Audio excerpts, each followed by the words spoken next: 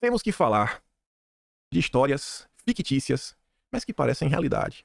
Parecem realidade. Gente, às vezes você fala assim, né?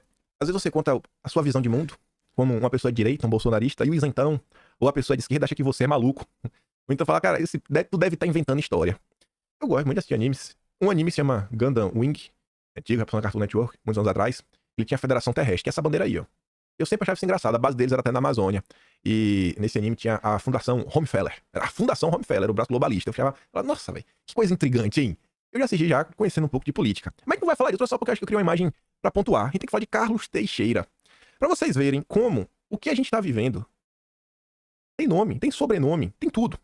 E eu queria mostrar pra vocês uma pequena coisinha que eu fiz ontem, que eu acho que vocês vão achar muito interessante. Eu acho que eu achei muito interessante. Eu fui predispor a bater um papo com a inteligência artificial, peguei a mais conhecida de todas, o ChatGPT, e pedi pra ela criar uma história pra mim.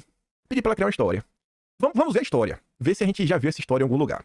Aqui algumas partes, né? Aqui é a parte 1. Como uma história começou. Eu cheguei pra ele e falei o seguinte: ChatGPT, queria uma história verossímil ao mundo moderno e que fosse uma espécie de distopia. Pra isso, eu queria que você inventasse o nome de um personagem que no início de sua carreira era um político da esquerda trabalhista e que ia chegar ao poder, traiu a sua base, constituída majoritariamente por sindicalistas, e passou a governar seguindo a chamada agenda identitária, agenda woke. E o acusam, na verdade, de seguir ordens do establishment ocidental, quando, na verdade, ele deveria estar trabalhando em conjunto com os países autocratas do Oriente, né? Os comunistas. Aí o ChatGPT começa. Aqui da tua história. Havia uma vez um político chamado Rafael Mendes, conhecido por sua origem humilde e ascensão na esfera política como defensor fervoroso dos direitos dos trabalhadores. Ele se destacou como uma voz incansável da esquerda trabalhista, prometendo mudanças significativas para diminuir as desigualdades sociais e fortalecer os sindicatos. Ao ganhar a presidência, Rafael Mendes foi rapidamente acusado de trair suas raízes e promessas. Em vez de promover políticas que beneficiassem os trabalhadores, ele se envolveu cada vez mais em uma agenda identitária, concentrando-se em questões de representatividade e diversidade, em detrimento das questões socioeconômicas. Vocês já viram isso em algum país? Onde a melhoria de vida do povo foi deixada de lado para avançar com uma agenda lacradora? Só na Federação da Terra, do mundo de Gundam. Sua base, constituída majoritariamente por sindicalistas e apoiadores da classe trabalhadora, sentiu-se traída. Manifestações, greves, ainda não chegamos nessa parte. Enquanto isso, boatos começaram a circular, sugerindo que Rafael Mendes, por trás das cortinas, estava obedecendo às demandas do establishment ocidental, um vassalo. Confrontado com essas acusações, Rafael Mendes negou veementemente, afirmando que suas políticas eram promover uma sociedade mais inclusiva e progressista. No entanto, a nuvem de desconfiança continuou a parar sobre seu governo, dividindo a nação entre aqueles que ainda o apoiavam e aqueles que clamavam por sua renúncia. Enquanto isso, a imprensa independente e ativistas buscavam desvendar a verdade por trás das decisões políticas de Rafael Mendes, desencadeando a investigação que prometia revelar os segredos obscuros por trás da aparente mudança de direção de seu governo. Aí vem a parte 2. Eu falei, pô, estou gostando dessa história? Essa história precisa ter um... É porque ele acabou de chegar no poder. Só que ele não chega sozinho. E aí eu adicionei a Agenda Verde. Não é só a agenda da diversidade. Eu falei, ChatGPT, você poderia adicionar a chamada Agenda Verde SG no roteiro e citar algumas medidas que Rafael Mendes teria tomado para promover a Agenda Verde que desagradou os sindicalistas? E aí o ChatGPT adicionou. Claro, eu vou incluir na história. Rafael Mendes, uma vez ícone da esquerda trabalhista, surpreendeu seus apoiadores ao adotar uma postura focada na chamada Agenda Verde. Ele começou a implementar políticas que visavam sustentabilidade ambiental e a responsabilidade social corporativa, o mercado, algo que, embora fosse elogiado por setores mais progressistas, desagradou profundamente seus apoiadores sindicalistas. Qualquer semelhança com o PCO é mera coincidência. Aqui é a Fundação da Terra, né? Fundação Terrestre do mundo de Gundam. Medidas como incentivos fiscais para empresas que adotassem práticas sustentáveis. Eu acho que eu já vi isso, mas não é no Brasil. Investimentos em energia renovável e regulamentações mais rígidas para indústrias poluentes foram tomadas por Rafael Mendes em prol da Agenda Verde. Essas ações podem foram interpretadas como um desvio de prioridade da classe trabalhadora, que se sentia desfavorecida diante da ênfase excessiva dada a questões ambientais em detrimento das necessidades imediatas dos trabalhadores. Os sindicalistas, outrora seus maiores defensores, viram suas demandas por melhores condições de trabalho e aumentos de salário serem colocadas em segundo plano, em nome das políticas ambientais. Eles argumentavam que as ações de Mendes estavam minando a estabilidade dos empregos e não estavam abordando as questões urgentes a serem enfrentadas pela classe trabalhadora, né? Baixo salário, alta carga de trabalho, né? Inflação e os problemas que o trabalhador sofre, né? Logística ruim, não tem esgoto em casa, não tem médico, a educação é ruim, segurança pública tá caótica. Eu já vi isso no mundo de Gundam. Essa mudança na agenda política de Rafael Mendes provocou uma divisão ainda maior na sociedade. Enquanto alguns aplaudiam suas medidas progressistas em relação ao meio ambiente, outros viam suas ações como uma traição aos princípios pelos quais um dia ele lutou. A adesão entusiástica de Mendes à Agenda Verde, aparentemente em sintonia com os interesses ocidentais em termos de sustentabilidade, alimentou ainda mais as especulações sobre sua conexão com o establishment ocidental, ampliando as teorias que suas decisões estavam sendo influenciadas por interesses externos. Rafael Mendes, ícone da esquerda, um vassalo do globalismo, inclusive em detrimento dos trabalhadores do próprio país. A parte 3 já ficou mais interessante ainda. Agora vocês vão pirar. Adicionando o braço de poder midiático. Aí eu cheguei. Agora vocês vão conhecer o grupo de comunicação Veracidade. É só uma coincidência. Cheguei, ChatGPT. Você poderia inventar nesse cenário que o maior grupo de comunicação do país... Invente o nome pra esse grupo, eu não sei qual o nome. É que no passado, esse grupo era acusado de ser golpista e era acusado pelo grupo político do Rafael Mendes. Só que ao chegar ao poder, eles se tornaram grandes aliados. Exemplifique coisas que Rafael Mendes fez para tornar o grupo de comunicação seu aliado, sabendo que esse grupo apoia a agenda woke e a agenda SG. Vou criar? No passado, o grupo Veracidade era um dos principais oponentes políticos de Rafael Mendes. Eles foram acusados de adotar uma postura golpista, promovendo notícias tendenciosas e desestabilizando a confiança na liderança do partido de Mendes. No entanto, quando Rafael Mendes chegou ao poder, surpreendeu a todos com a aliança estratégica com o grupo Veracidade. Ele percebeu que para consolidar seu poder e garantir o apoio de setores influentes da sociedade, precisava ganhar a simpatia dessa poderosa instituição de mídia. Para conquistar o apoio do grupo Veracidade, Mendes adotou algumas estratégias. O que é que você acha que uma inteligência artificial pensa que um governante deve fazer para comprar o apoio da mídia? Quais seriam essas estratégias? Agora vai ficar a Federação Terrestre do Mundo de Gundam. Primeiro, publicidade institucional. O governo de Rafael Mendes aumentou consideravelmente os gastos em publicidade institucional. Tradução, publicidade estatal, verbas de publicidade nos veículos de comunicação do grupo. Isso não apenas gerou uma fonte de receita estável para o grupo Veracidade, mas também reforçou a imagem que o governo é o apoiador da liberdade da imprensa. Segundo, acesso privilegiado. O governo concedeu acesso exclusivo a entrevistas e informações privilegiadas, dando ao grupo Veracidade uma vantagem competitiva sobre os outros veículos. É aquele Google diferenciado que você sabe até o que está por trás de inquéritos sigilosos. Isso permitiu que o grupo publicasse notícias em primeira mão e tivesse uma cobertura exclusiva de eventos importantes do governo. Talvez também contra opositores. Alinhamento de mensagens. Rafael Mendes se comprometeu a apoiar a agenda woke, a agenda verde, alinhando suas políticas com as narrativas defendidas pelo grupo Veracidade. E depois o ChatGPT inventou concessões, mudanças na lei para favorecer o grupo Veracidade.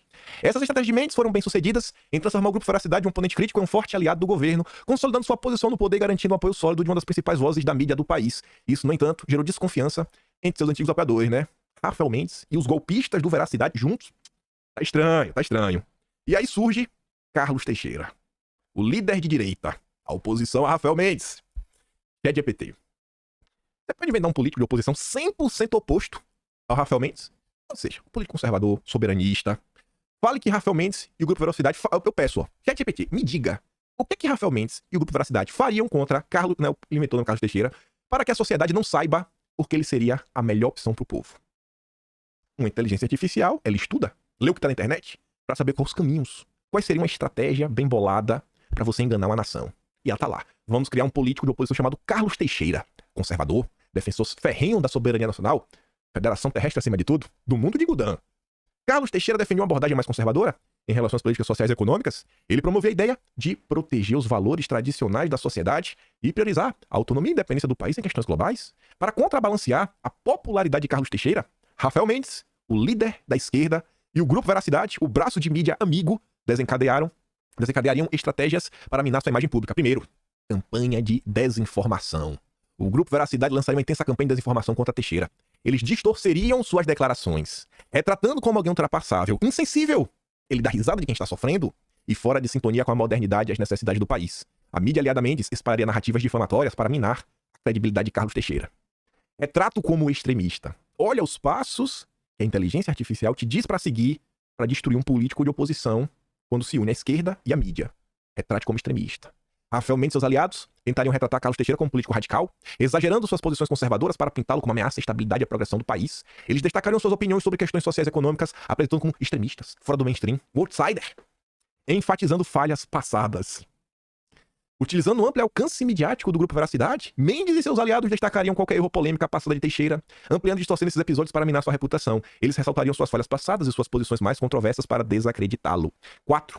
Apontar riscos econômicos. Rafael Mendes e o grupo Veracidade argumentariam que as políticas de Teixeira seriam prejudiciais para a economia, afirmando que seu foco na soberania nacional e nas políticas conservadoras resultaria em um isolamento do país no cenário internacional.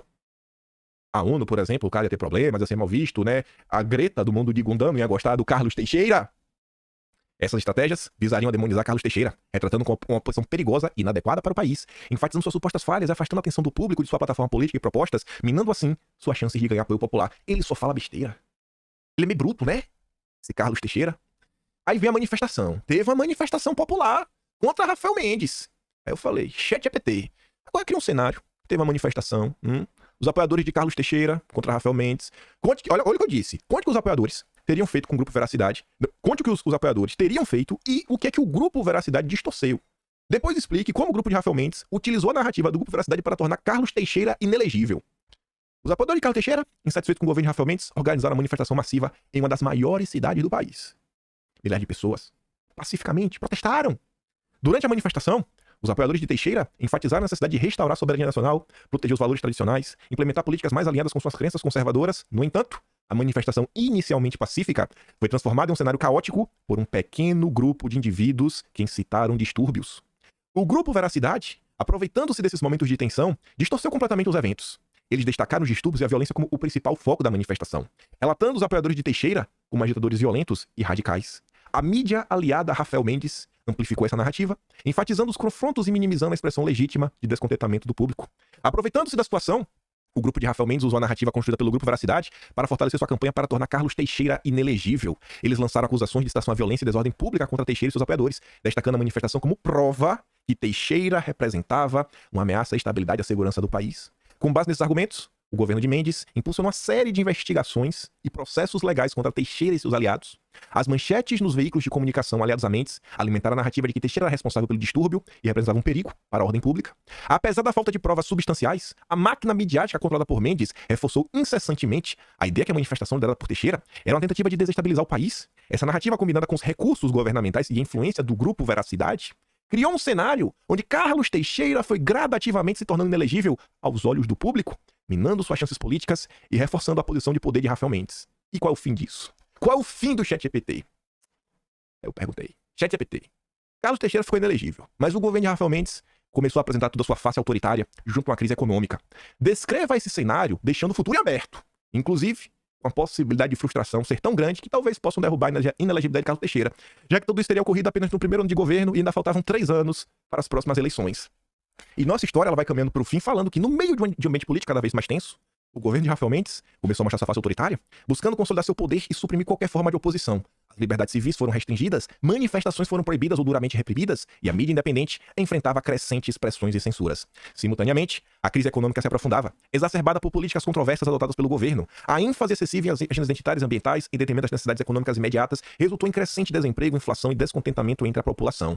A população começou a expressar sua frustração crescente em relação ao governo de Mendes. Aqueles que antes o apoiavam, agora questionavam suas políticas e suas ações autoritárias.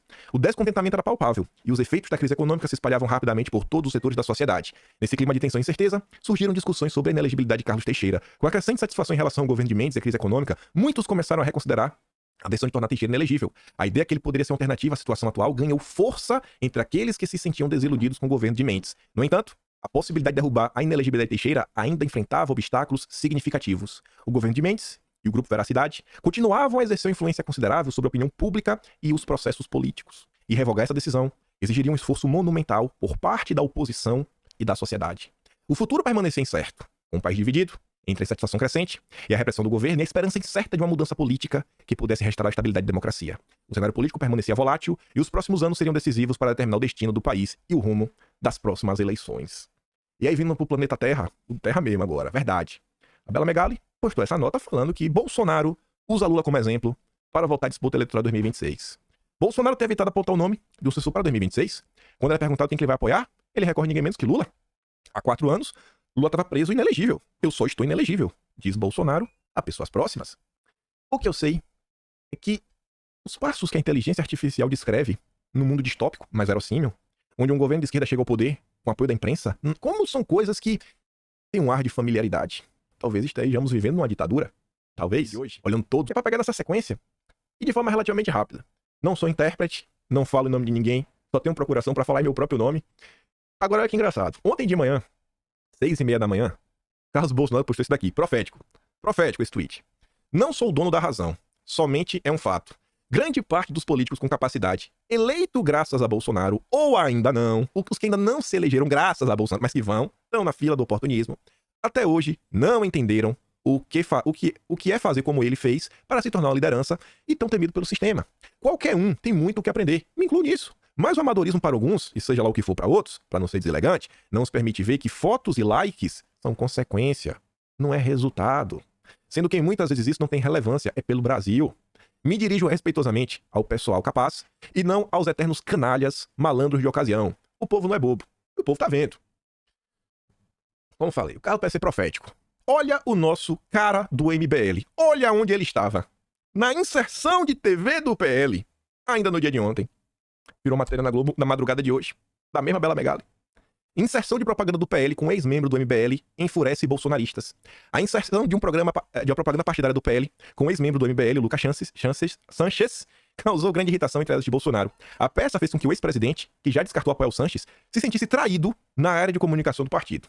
Duda Lima, não tem outro nome. É o chefe da comunicação do PL, é quem está sabotando a direita. Duda Lima. Ele reiterou que não endossará o nome do vereador. Tanto Bolsonaro quanto seus aliados foram pegos de surpresa com a veiculação comercial. Na propaganda, Sanches se dirige ao morador de Guarulhos e diz que, com o PL, vai cuidar de toda a cidade. A reclamação dos aliados de Bolsonaro é que o partido não respeita as decisões do ex-presidente nas escolhas para as eleições municipais do ano que vem. A avaliação que Bolsonaro e seu entorno descobre as decisões quando elas já estão tomadas. Sanches havia sido foco de tensão entre o ex-presidente e o PL no mês passado. Na ocasião, Valdemar declarou apoio ao pré-candidato, mas a opção foi rechaçada por Bolsonaro. Os aliados do ex-presidente consideram o suporte da candidatura de Sanches inviável. Um dos motivos, a neutralidade 22. No seu perfil nas redes sociais, ele já se apresenta como pré-candidato. O cara ainda depois postou no Twitter, no Instagram dele, o Stories, e ele tira sarro quando ele aparece na TV. Gente, isso daqui passou até na Globo. Eu preferia ver um vídeo que seja de 30 segundos de Bolsonaro falando Brasil acima de tudo, acima de tudo. Bota mais de Bolsonaro pra rodar. Gente, não tem nada. Não tem um vídeo. O Duda Lima, ele não faz nada porque ele está escondendo propositalmente Bolsonaro. Duda Lima, ele está trabalhando pra destruir o bolsonarismo. Eu não vejo mais de outra forma. Ele está trabalhando pra destruir o bolsonarismo. Ele só quer o voto. Ele nem liga pra 26. Ele sabe que vai ter um quantidadezinho, mas ele sabe que o que eles querem, e o Duda Lima é novo. O Duda Lima tem 60 anos. Vai ter muito tempo. Ele quer boletar. Ele só vai boletar com pele raiz. Então ele pega os votos, mantém o partido grande, os bolsonaristas depois ele dá um pé na bunda em todo mundo e fica com o partido, com fudão, etc. E vida que segue. Olha o absurdo que tá acontecendo. É todo santo dia. Todo santo dia. Aí aqui, me diz depois que eu estou sendo injusto. Me diz que eu estou divina direita. Olha o nosso Jeremias. Olha onde o vereador do Carlos, o pré-candidato a vereador do Carlos Portinho estava ontem. No Stories do Renova BR. O grupo lulista. Grupo lulista. Falando sobre o Dia da Consciência Negra. Eu acho que a gente vai falar do Dia da Consciência Humana. Parar de dividir. Parar de política identitária. Discurso ideológico de esquerda. Só que é engraçado. No print do Jeremias, o pré-candidato do Portinho, ele falava pro cara o seguinte. O Rodrigo falava, ó, Valdemar falando que o Bolsonaro é extrema-direita, reforça a narrativa do que nos acusa de sermos extremistas. Aí o Jeremias diz, Rodrigo, a gente precisa sair do discurso político ideológico. O da direita. Abandonar o discurso político ideológico de esquerda, aí pode. Olha lá o Jeremias. Olha lá o Jeremias do Portinho. O discurso de esquerda pode, o de direita não. E aí, Portinho? Cara, deixa de ser oportunista, bicho. Fica feio. Você é um descarado, Portinho. Você é um descarado. Você devia renunciar ao mandato. Você não é homem. Volta. Pede lá pros teus amigos que te ajudaram a ser vice-presidente do Flamengo. Pede emprego de volta. Renuncia, cara. Você é um descarado. Descarado demais, velho. Não tem condição. Ou então, Portinho, vai na rede social e fala assim, né? O Jeremias se passou. O Jeremias se passou, eu discordo dele. Eu não acho que Bolsonaro é um extremista, sabe? Eu não acho que a gente tem que abandonar o discurso político ideológico. Vai, fala, mostra pra mim que tu discorda, Portinho. Porque tá feio, tá escancarado. Não, são ilações, são prints. Canal oficial do Renova BR com selinho. Renova BR, do Mufarege, que até tá com fundo agora, né? Com a Algó, pra promover a agenda verde, que o Portinho...